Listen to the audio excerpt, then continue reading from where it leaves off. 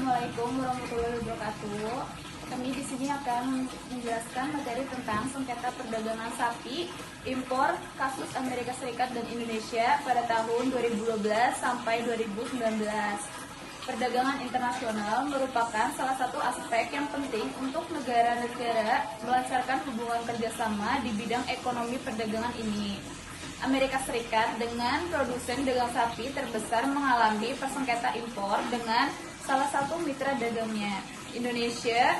Keduanya memulai itu ketika Indonesia mengeluarkan kebijakan pembatasan impor pada tahun 2012, sehingga menemukan adanya kerugian yang mengakibatkan turunnya angka ekspor sapi Amerika ke Indonesia. Maka dari itu, Amerika Serikat melayangkan protes kepada Indonesia atas hal itu. Kemudian, langkah yang diambil untuk pertama kali adalah dengan menggunakan negosiasi untuk mencapai kesepakatan kedua belah pihak.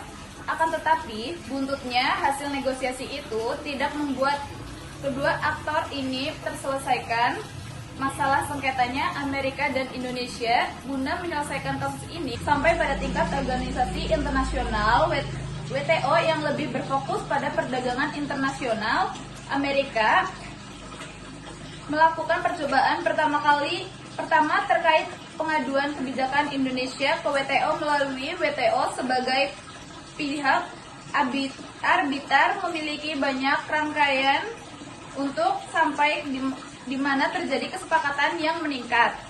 Di antaranya konsultasi, pembentukan panel dan hasil banding hingga pada implementasi yang harus dilakukan oleh pihak-pihak. Proses-proses yang dilakukan oleh kedua belah pihak mencapai pada perubahan kebijakan Indonesia sehingga pengajuan banding atas tidak setuju Indonesia akan keputusan panel.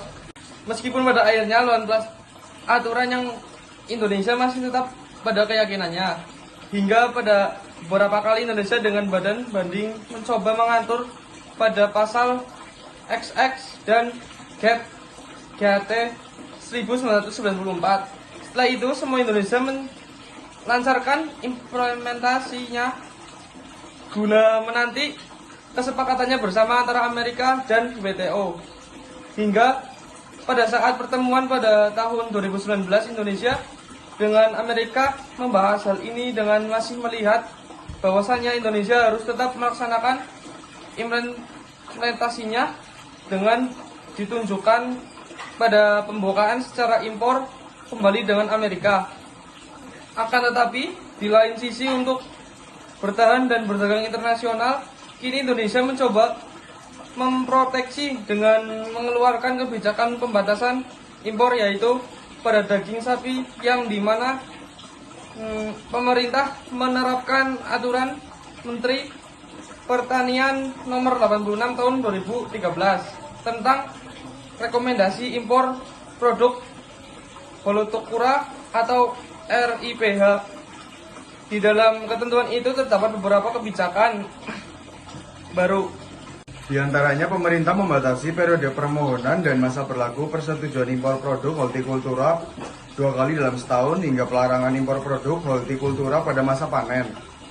Salah satu kenapa Indonesia mengeluarkan kebijakan pembatasan impor yaitu adanya penemuan bovine spongiform encephalopathy atau BSE pada sapi Amerika Serikat pada akhir 2003, menyebabkan banyak negara yang akhirnya membatasi impor daging sapi Amerika Serikat.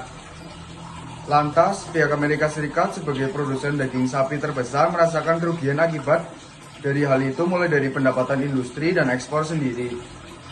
Amerika Serikat di sini merupakan pihak eksportir daging sapi menilai Indonesia menghambat perdagangan bebas yang sudah ditetapkan oleh WTO melalui pemberlakuan kuota, harga minimal, periode impor, dan lisensi impor produk hortikultura, hewan, dan produk hewan. Memaparkan informasi yang jelas, Indonesia masih ingin mencoba produksi dalam negerinya lebih banyak dan baik sehingga impor yang berasal dari Amerika Serikat bisa dikurangi dengan pemakaian produk sendiri.